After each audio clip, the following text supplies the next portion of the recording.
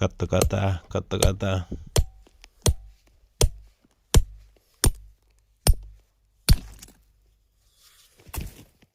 Uusi päivä, samat vanhat skitsoharrastukset ja tilanteet on niin sanotusti mennyt etelään. Mä en usko, että mä saan tätä kiveä halkaistua ilman pidempää terää. Ja nuo kiilakki oli aika onnettomia, mutta katsotaan nyt kuinka tässä käydään. Ihmiset monesti miettii, että mitä järkeä asioissa on, mutta tarviiko niissä oikeasti olla järkeä? Että voihan sitä olla paljon järjettömämpiäkin asioita kuin hakata kiviä lekalla ja kiiloilla.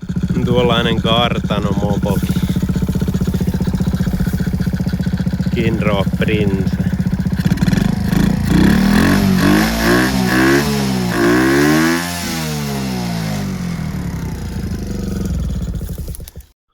No niin, ja siinä mä lyön ne onnettomat kiellot loppuun.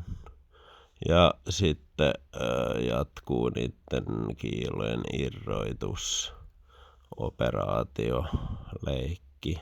Se on aivan liian pienet lelut näin isolle kivelle, että ei voi mitään. Nyt jatketaan kaivuulla. Ja menee korppi, mulla on joskus lemmikkinen korppi.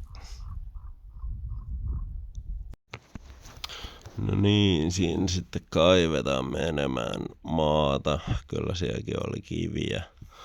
Pappa tapas sanoa, että elämä koostuu semmosesta pienistä onnenmurusista. Niin. Nää on varmaan niitä onnenmurusia. Ja pitäähän sitten ihmisellä harrastuksia olla. Voi olla epäterveempiäkin. Ja että vaikka mä nöyryytin itteni, niin ei mun tarvi selkää sen lisäksi rikkoa. Mihinkä ihmeeseen.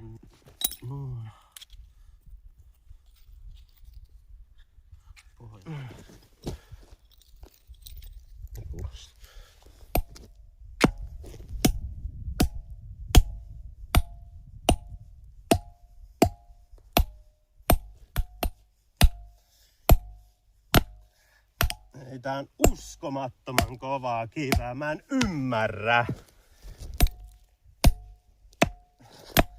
Mä tietysti vedin vastasyyhyn. Olis pitänyt myötäsyyhyn.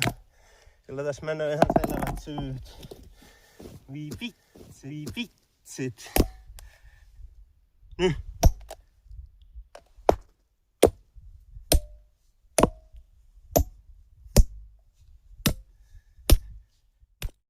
No niin, ja siinä on se alkuperäinen paikka. Tuolla on taustalla Isseen vanha 80-luvun kettufarmi.